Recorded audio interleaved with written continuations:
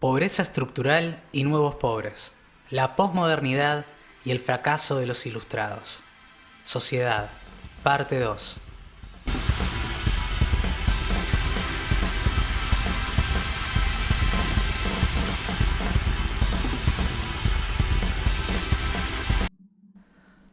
Oh, la modernidad. Ese bello período donde la buena voluntad del hombre como especie nos llevaría a erradicar los males del mundo. Un pensamiento kantiano que luego tomaron otros pensadores como John Locke o Adam Smith, quienes idearon el liberalismo de mercado. Se ha guillotinado al rey, somos libres.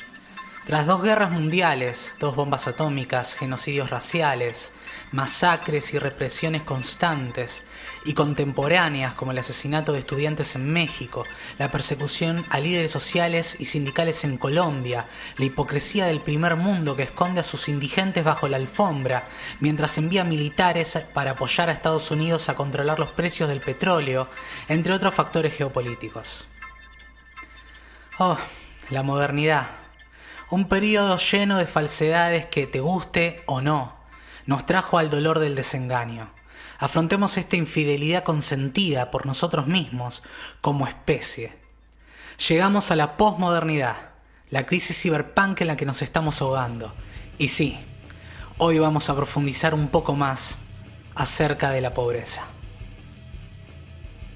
En el video anterior vimos que en sí la pobreza estructural es una forma de medición bastante amplia y se suelen tomar diferentes factores según el país o región que se estudie, ya que busca globalizar un espectro de múltiples factores. La pobreza es heterogénea. Esto es lo principal para comenzar a entender de a poco los conceptos que hoy abordaremos. Se llama pobreza estructural al núcleo duro de pobreza que de modo persistente se encuentra en las sociedades contemporáneas, integrado por personas y o familias que se hallan desprovistos de todo recurso y sin posibilidades de movilidad social, que se mantiene por generaciones y que permanece aún en momentos de crecimiento y bonanza económica.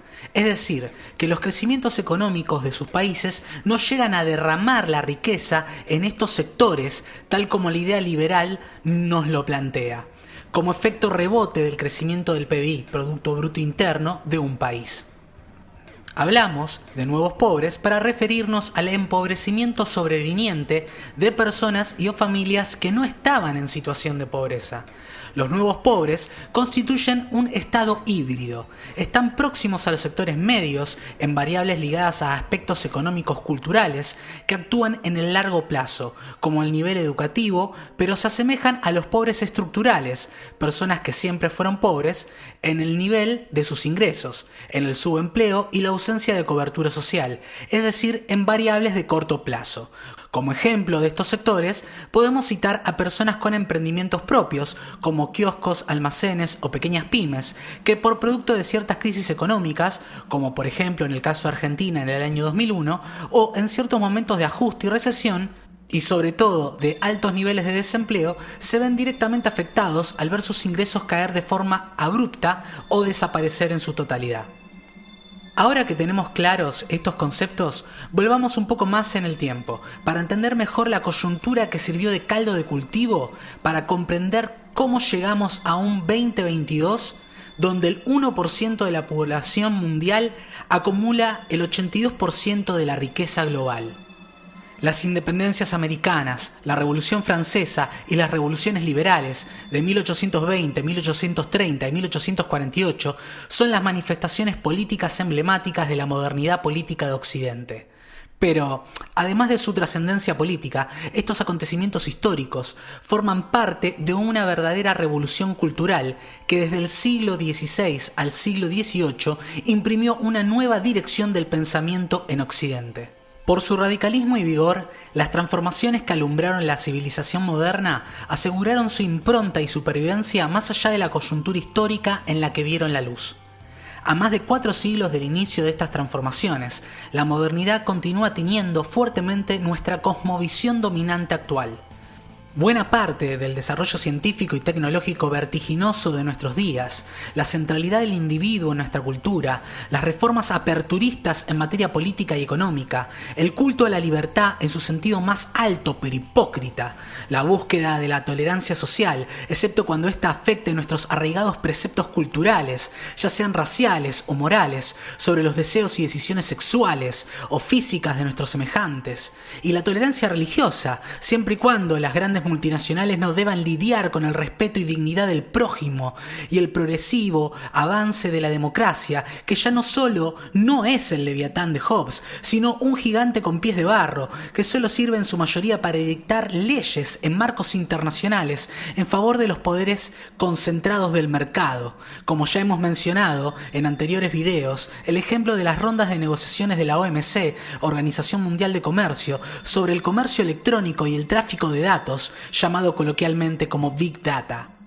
Una de las promesas o utopías que proponía la modernidad era que la automatización del trabajo iba a conllevar en su avance a que el ser humano ya no tendría la necesidad de trabajar tantas horas al día como en la segunda revolución industrial. Revistas de los años 80, dibujos animados como los de Hanna-Barbera y sus supersónicos predecían unos años 2000 con una humanidad en mayor libertad y confort gracias a la tecnología. Fantástica ironía de los acontecimientos. Apenas los procesos de trabajo comenzaron a automatizarse, las grandes empresas amenazaron con despidos masivos y aún hoy fomentan la fantasmagoría de que la mano de obra humana irá siendo descartada en cantidades exorbitantes, usando como método de presión social y política para conseguir quita de impuestos y búsqueda de flexibilidad laboral y legal para poder seguir desarrollándose y acumulando ganancias. Porque sí, esta es la mayor mentira y desengaño del pensamiento moderno. La idea del eterno progreso, idea de por sí ya cacheteada y atropellada por una realidad que nos muestra que los recursos naturales son escasos y los hemos utilizado sin criterio hasta llegar a la crisis actual, que aún hoy, con un mar contaminado por microplásticos y reservas de agua potables escasas, muchos políticos y empresarios niegan. Se ha guillotinado al rey, sí, pero se ha creado una élite más perversa y controladora que en el fondo la sociedad moderna cree en el sueño de que si trabaja mucho, tal vez llega a ser un Steve Jobs, una sociedad que ya no cree en destronar a ningún rey porque no reconoce su existencia. Mientras la mentira actual del emprendedurismo obliga a sus integrantes a autoexplotarse y volverse esclavos de sí mismos, mientras defienden un liberalismo que le ha robado las garantías de igualdad sin haberse percatado siquiera de ello. Y la pobreza, mientras tanto, crece sin límites. En el próximo video veremos pobreza urbana y pobreza rural. Nos vemos pronto, queridos cronopios. ¿Qué te pareció el video? Compartí tus reflexiones en la caja de comentarios. Suscríbete, activá la campanita si querés y seguinos en nuestras redes sociales para más contenido como este.